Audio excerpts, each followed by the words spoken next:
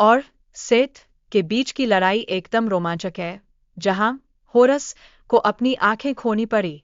यह लड़ाई न केवल उनके बीच की शत्रुता को दर्शाती है, बल्कि यह भी बताती है कि कैसे भगवानों की दुनिया में भी संघर्ष हो सकता है।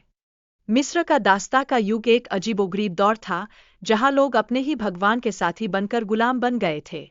सच में, यह स्थिति मानवता के लिए काफी कठिन थी, जिससे बहुत से लोगों को जिंदगी जीने में दिक्कतें आ रही थीं।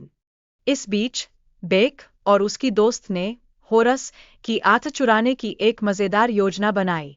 ये योजना दरअसल सेत के खजाने में दबी हुई उम्मीदों के प्रति एक तरह का संकेत है, जो उनके इरादों को और मजेदार बनाती है। फिर लड़की को अपनी आत्मा बचाने के लिए देवता को कुछ खास देने की जरूरत होती है। अगर वह ऐसा नहीं करती, तो उसकी आत्मा हमेशा के लिए ले ली जाएगी। यह एक बड़ा दाज है, और उसे इसे लेकर बहुत ध्यान से सोचना है। कहानी में होरस और बेक की दोस्ती और साझेदारी की अहमियत पर जोर दिया गया है।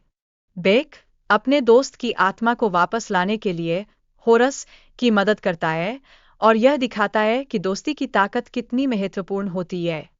अब सूर्य के देवता की भूमिका और उसकी शक्तियां भी इस कहानी में अद्भुत है। वह दुनिया को अंधकार और अन्याय से बचाने के लिए लगातार संघर्ष कर रहा है और अपनी शक्ति का सही इस्तेमाल कर रहा है। इसके अलावा प्रेम देवी ने सेत के खिलाफ अपनी शक्तियों का उपयोग किया और एक विशाल साम को खत्म कर दिया। यह न केवल एक शक्तिशाली क्षण था, बल्कि उनकी अद्भुत शक्तियों का भी प्रदर्शन था। अब होरस और बेक की योजना के अनुसार वे बुद्धि के देवता से मदद मांगते हैं। यह उनके साहस और बुद्धिमत्ता को दर्शाता है, और यह बताता है कि मुश्किल समय में सही फैसले कैसे लिए जाने चाहिए। वीडियो में उन्हें एक पहेली का सामना करना पड़ता है, जो उनके साहस और बुद्धिमानी का असली परीक्षण है। सही उत्तर के साथ वे आगे बढ़ते हैं और अपनी यात्रा को आगे बढ़ाते हैं। लेकिन सेत अपने पिता के हथियार को लेकर गलत इरादों से आगे बढ़ता है, जिससे अंधकार का शैतान दुनिया में आक्रमण करता है। यह स्थिति कहानी को और भी दिलचस्प बनाती है। आखिरकार होरस अपने दोस्त बेक को बचाने के लिए अपनी शक्तियों का बलिदान करता है।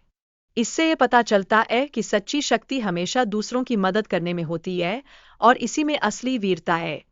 अंत में होरस अच्छाई की जीत के साथ सेत को हराकर अपने दादा सूर्य के भगवान के पास लौटता है। यह एक प्रेरणादायक अंत है, जो हमें बताता है कि आखिरकार सच्ची अच्छाई हमेशा जीतती है।